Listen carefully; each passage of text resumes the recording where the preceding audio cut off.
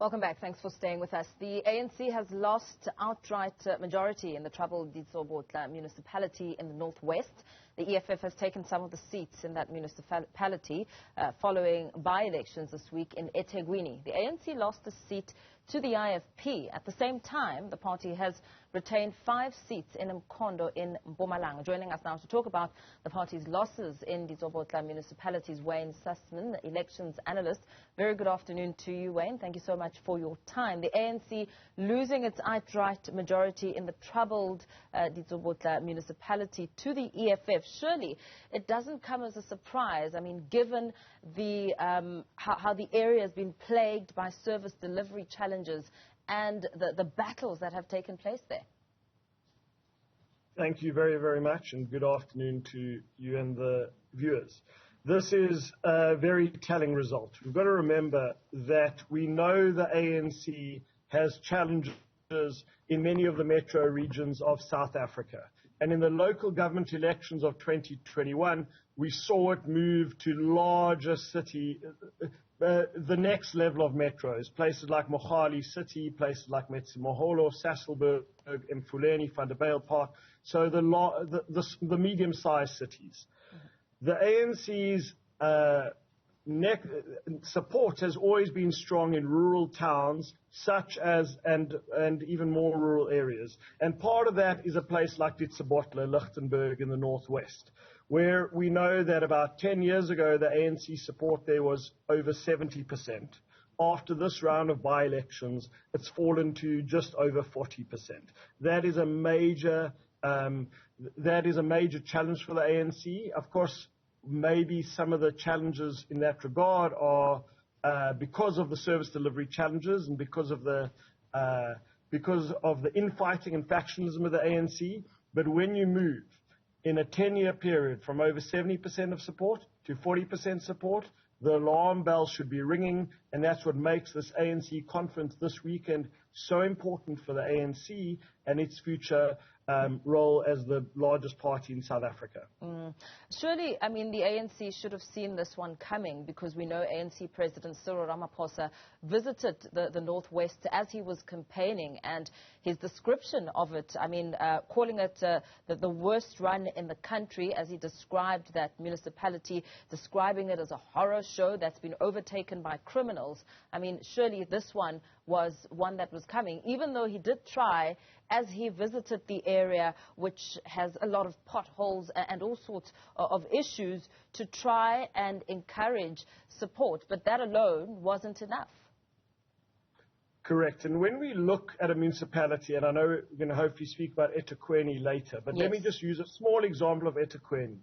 When we focus on eThekwini, and I'm going to relate it back to Ditsobotla, when we look at eThekwini, we know that a lot of the beaches have been closed recently. It's the tourist season. People are worried about the economy and the jobs. However, where the ANC lost the seat, those beaches were open in Umkomas. That's where the by-election was this past weekend. So what I'm trying to say with regards to Ditsobotla is we know that the town of Lichtenburg and the town of Mkhondo was ground zero of service delivery challenges in South Africa.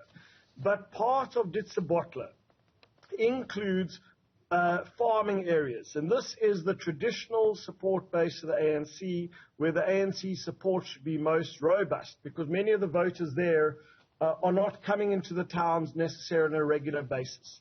And the fact that the EFF won one of these extremely rural wards is highly distressing, because I'm sure President Ramaphosa wouldn't have even thought that they'd have lost that ward. So we're seeing the EFF overperform, not just in the townships, but in the villages and the very rural farming areas as well. And that is something which the ANC simply cannot tolerate if it wants to make sure that it gets over 50%. So yes, you're correct.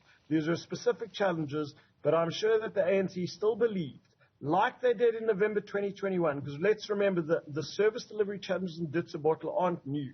They were in existence in the previous term between 2016 and 2021, and the ANC was able to eke out a victory. They got 52% of the vote. here in this particular election, earlier I spoke about falling from over 70% to 40% in a 10-year period. The fact that the ANC in just over a year has declined from 52% to 40% is another reason why those alarm bells should be ringing. That's a lot of support lost. With the alarm bells ringing, does this now indicate, this loss in Ditsobotla now show that the EFF is now the official opposition? Because we're looking at 10 seats from them and the DA standing at 6 seats.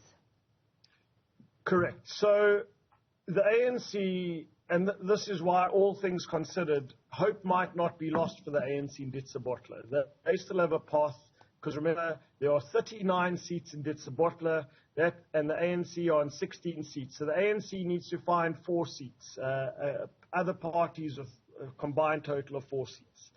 And this is why South African politics, this is the dilemma of South African politics. On the one hand, you can have the ANC continue to run for another 4 years to finish the term from 2021, find other smaller parties, or the other choice is that somehow the EFF and the DA, who are ideologically poles apart, and I include the Freedom Front in this as well, and parties like the Patriotic Alliance who don't work well with the DA, they have to somehow find each other and say, look, the voters, for the first time in history, have rejected the ANC. They haven't given them an outright majority, despite our personal animus towards each other, despite our ideological differences.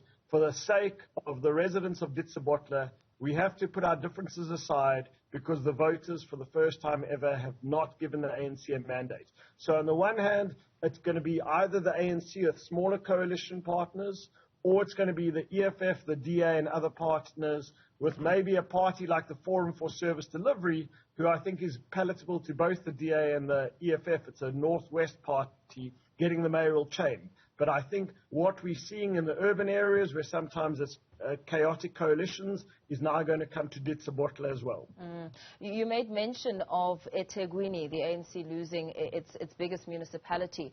But what we see coming out of the conference, yesterday, was the KwaZulu-Natal, some candidate members there, really showing their dissatisfaction with leadership in terms of President Cyril Ramaphosa, not wanting him to address delegates when he wanted to deliver his report.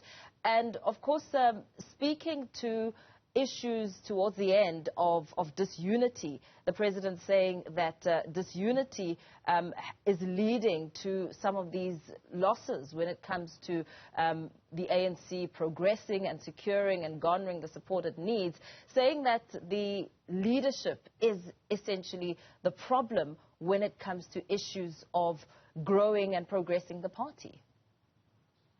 Great point.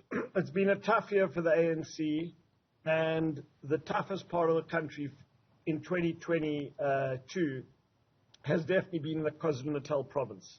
You've seen the ANC now lose a by-election in Mpumalanga. You've seen the ANC lose by-elections in northern KwaZulu-Natal, not doing well in their traditional heartland of southern KwaZulu-Natal. You've seen them lose by-elections this year in the townships of near Richards Bay and in eThekwini. So these are some of the challenges facing the ANC and the KwaZulu-Natal leadership. Remember, new leadership was elected for the ANC in KwaZulu-Natal in the past few months. A lot of the poor by-election performances have been since that new leadership's elected. And relating it to the conference, the ANC has to come together now. We know that there are ideological differences. We know that there are personality differences. We know that there are factions. But if the ANC doesn't come together, and this weekend being the new term of the ANC, because obviously it's a national conference, if the party doesn't emerge more united, they are going to battle in 2024. So it's critical.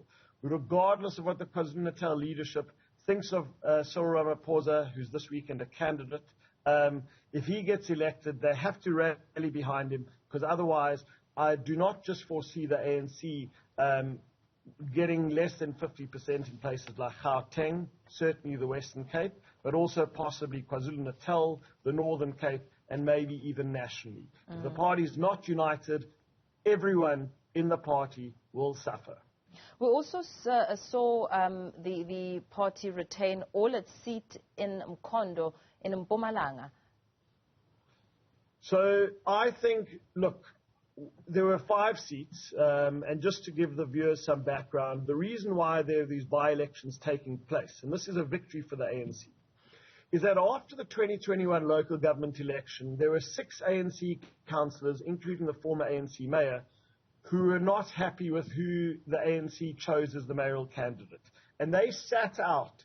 They didn't participate in the vote when it came to elect the leadership after the 2021 local government elections.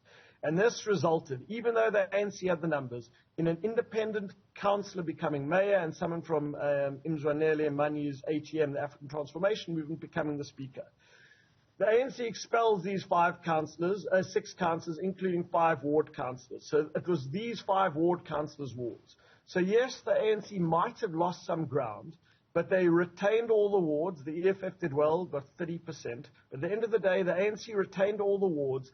And the one good thing to come out of Wednesday is that the ANC can now choose its candidate for mayor, because they'll get elected because they have the numbers, and its candidate for speaker, and tell the residents of Mkhondo that they will turn around the town, because that town also has many, many challenges. Yeah. So there is some good news for the ANC as we end this tumultuous year of by-elections, because this was the last round of by-elections for 2022. Thank you so much. Let's leave it there for now. Wayne Sussman, election analyst, giving us a breakdown of some of the wins and losses as we take you back to Nasrec, getting an update from our reporter Govan Whittles at the ANC's National Conference in a short bit.